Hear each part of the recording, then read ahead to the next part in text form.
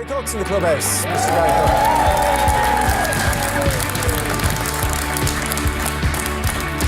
Hello, Gary. Hi, how are you? Good. Did you have any rugby career to speak of?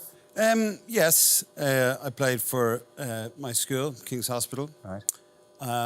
for a period of time. I was a catching, kicking, place-kicking scrum half, or no, full-back, and considered to be a bit of a Serge Blanco. Right. Without the Blanco. And suspect in the tackle, I think is what had a reputation for. Right, okay. So strong credentials. They're pretty good credentials. Yeah, we played in the era of before professionalism. So, in fact, I remember playing a game one day and George Hook was the opposition coach. Right. So everyone seemed to sound like George Hook back in those days. All the coaches are kind of, get the ball, Cookie, and just run at the opposition, Janie Matt Cookie, don't be missing any more tackles, you nincompoop. It was that kind of, it was before bad language was allowed. Yes. People would go, Janie Matt Cookie, put some rope on the ball, It is 20 years next year, quite unbelievably, since Après Match exploded onto everybody's screens. And it was instantly loved and is still loved. It's kind of become an institution. You guys would have known you were good, I presume, before that debuted in '98. I knew I was outstanding. Yes, of course. Did you have any sense of how it would take hold? Not really, no. I mean, I think in those days, when we started, there wasn't as much comedy on television as there is now. So people like Fred Cooke, I was the only Gary Cooke, there was only Cooke in comedy. Yeah. Now there's Fred Cooke, obviously, and other people like that. So, no, I mean, there was less comedy on television. It was easier to make an impact. And a lot of more people, I think, watched in those days. This was 20 years ago, so, nowadays it's so fragmented with the internet and with everything else and, all that. Yeah. In fact, I'm going to go down to the internet tomorrow and ask them to stop it. So it's. I didn't expect it, no. Yeah, it's quite amazing. There's you guys would get the mimicry spot on, but then you were also saying something quite often, saying something about things, people who took themselves too seriously, about Irish life. And I don't know, one wouldn't have worked without the other. You were clearly very conscious of that.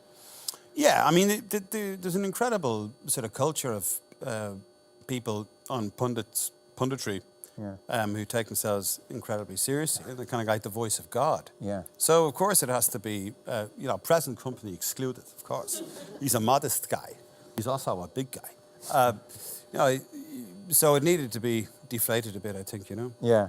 I presume some characters you could become very quickly. I just... Yes. I do think, Dunphy, you kind of had Dunphy down in an hour. I don't know if that's right or wrong. It was less, actually. Yeah. I saw him first in the World Cup in 1982 when he was talking about Michel Platini. Yeah. He's a good player. He's not a great player. And he kind of, everybody in the country had a Dunphy impression, yeah. And then the difficult ones, are you in a car for hours? Are you in the shower? Is it like a 24/7 obsession, or what's your approach? There's some people that I've tried to get and can't, and kind of talk to myself in a car, trying to do their voice, and people kind of look at you like you're weird, or weirder than you actually already are, which is pretty weird. Yeah. So, no, some people you can't really get.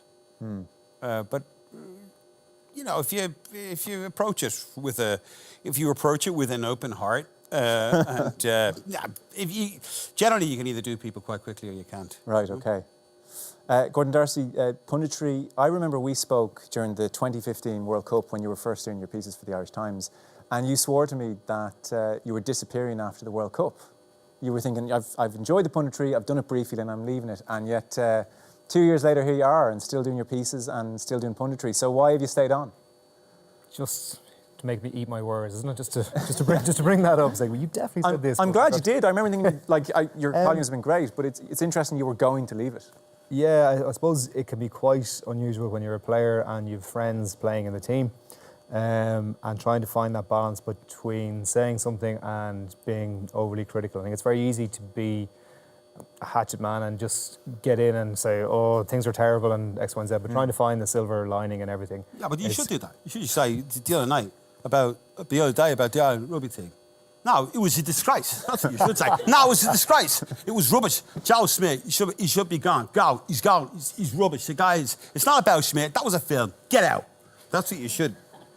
Absolutely, possibly. but apparently... Then you wouldn't have to look at Steve from accountants. But apparently... I told you, leave Steve out of this. Leave Steve out of this. There's a couple of invoices for you to sign off on, Gordon. He played for the Lions. I don't know who they are. Are you going out tonight? Are you? Oops, are going to Copperface Jacks. See, apparently I have a face for radio, so it's easier to do it. Easier to do it in print. But it also does, like, in a very self-indulgent way. It kind of does keep my toe in rugby, and it's a game I played for 17 years, and I played, up till hurling. Hurling was my passion, and. I played rugby from there on out, but I don't think I'll ever be able to fully step away from it. And this just gives me a reason when, two kiddies at home and say, "Oh, listen, I really need to watch this match. It's work." Yes. It's. That's always a handy excuse. Gordon Darcy, Gary Cooke, everyone.